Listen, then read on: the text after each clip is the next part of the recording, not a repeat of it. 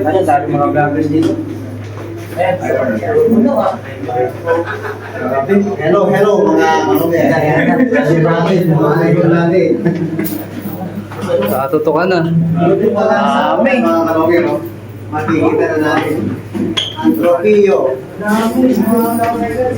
Ayun, grabe. Sa mga Punong-puno ng champion bird. Putik yun. Nagkalat ang Pigeon ID. boy, alin na ng lolo mo. Ganda gusto. Ano na ba yan, boy? Alin na yan, boy. Mukhang malakas umihilo lang mo, ano? Hello. Arinola.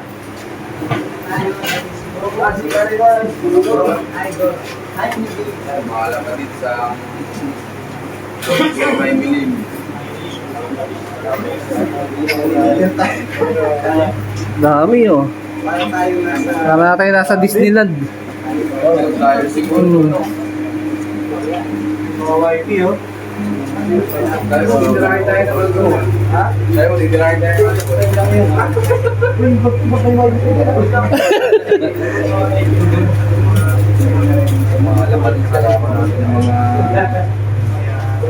Mahala ka sa vlogger. Ay, putik. Ang ganda naman ng off-color na to. Sir Alvin. Ganda. Mahala ka sa vlogger. Napaganda ng uling ng mga dito, mga uling uling.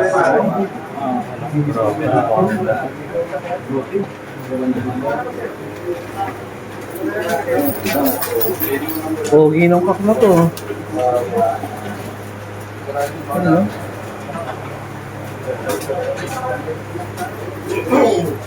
Nakakita rin ng personal na mga magagandang quality na ano, kulay ng ibon. Walang subdivision yung condominium yung luluwa ng boss sa'yo.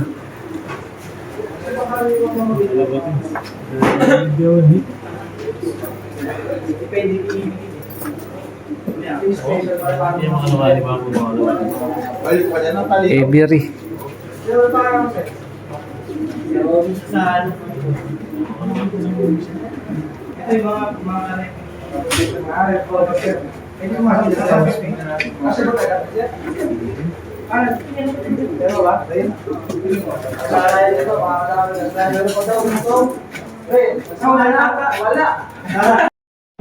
Malagaan, sir.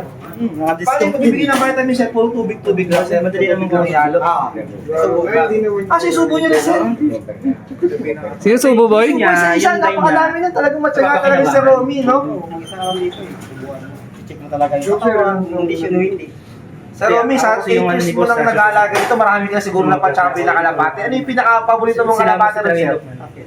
Crack 52. Yung talaga trademark niya, sir. 8 years na eh. Kapatid din Crack 53 yun. Sa totoo, kapatid din yung original na... Meron pala talaga? Meron. 53, 50. Hindi mo kailangan. Akala ko ginojoke na tayo ni Sir din. Napanood ako sa inyo, sir. Parang isa rin sa mga ano niyo, yung Cookman, sir. Yung original na yung Crack 53 talaga. Ang natira si Crack 52, Meron wala pala. si Crack 53. Sampu yun, sampu. Oo. Yun, hindi. Ano mo kay boss?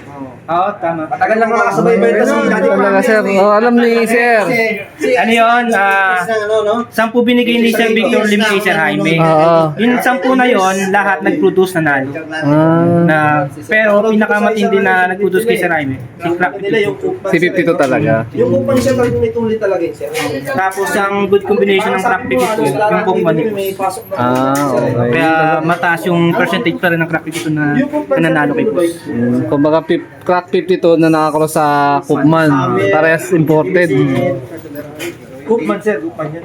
Hindi joke yun, totoo yun. Sa mga Cookman, sir, ano ba Ano yun? talagang Sampu kulay ng yung Cookman, binigay sir. kay Sir Jaime ni Sir Victor Lim. Lahat yun, winner, saka nag-produce. Pero pinakamataas na winning percentage si Crack. Kala nila nag-joke. Oo, paano nila joke eh.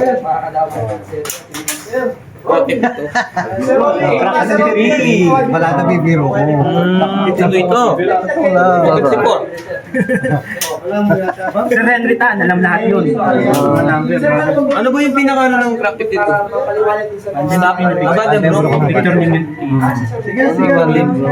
Hindi crack ang sing-sing ha? Oo. Lahat ng bagong import ni Sir Jaime. Makinis. Kasi yung basic. 75 years later. So yun mga kapatids, ito ang behind the scene setup ng YouTube channel ni Sir Jaime, ang Advanced Hobbies. So nandito yung buong team Kalapatids na nakasama natin kanina during lunch. So sobrang salamat po kay Sir Ronald Gonzalez sa masarap na lunch at sa opportunity na makasama nga dito sa podcast. So abangan nyo rin yung aming interview.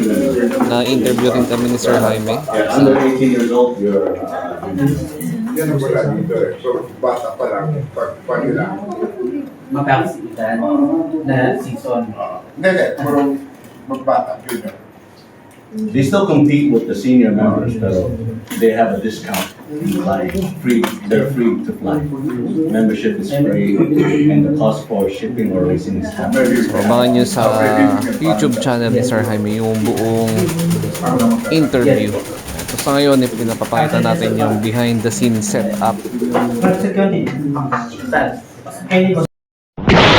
So, Ayan, so ito masisimula na yung Kumbaga, podcast. walang script, walang ano.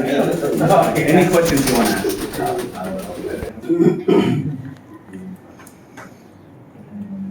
So sa pagkakataon na yan, seryoso na kami. Ayan, maliban lang kay Arturo Vlog.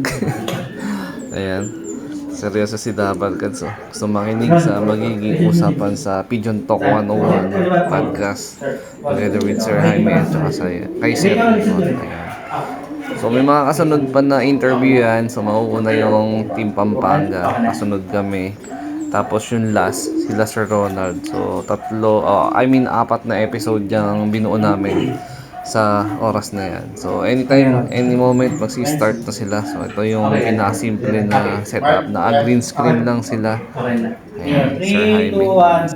Good day mga ka-advanced Sabians. Welcome sa Pigeon Talk 101 with Boss Jaime Lee. Hello. So, ngayon po ang ating special guest po, galing fresh na fresh po, galing sa USA.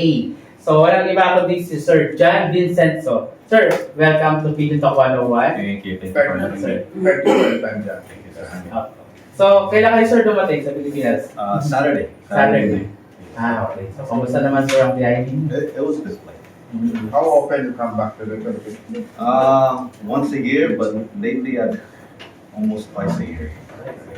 How long have you been staying in the States? Since I believe 1985. I was 7 years old. Okay. Yes. Kapapanganak ko pala ninyo. And then, nag-start ka mag-ibon When I was 9. 9 years old. Yes. So, ibig sabihin, sa family mo, may nag-iibon na? No, actually, I was the one. That day when I was in the Philippines, my uncle had pigeons in the rooftop. So when I went to the United States, I asked my dad if I could have some pigeons too. Okay. So he didn't know anybody who had pigeons. Kailangan ko maghanap ng kalapate. Dati wala naman Facebook or Yes. anything, so I looked in the newspapers at classifieds, and that's how I found somebody Okay. to start the pigeons. So, kanina ka nag-acquire ng ibon? I forgot already. It was such a long time ago. Pero it was he directed me to the nearest local club, and doon ako nagkaroon. What dog? SFR Club, San Francisco Racing Pigeon Club In US? in the United States. Where in US? San Francisco. Okay.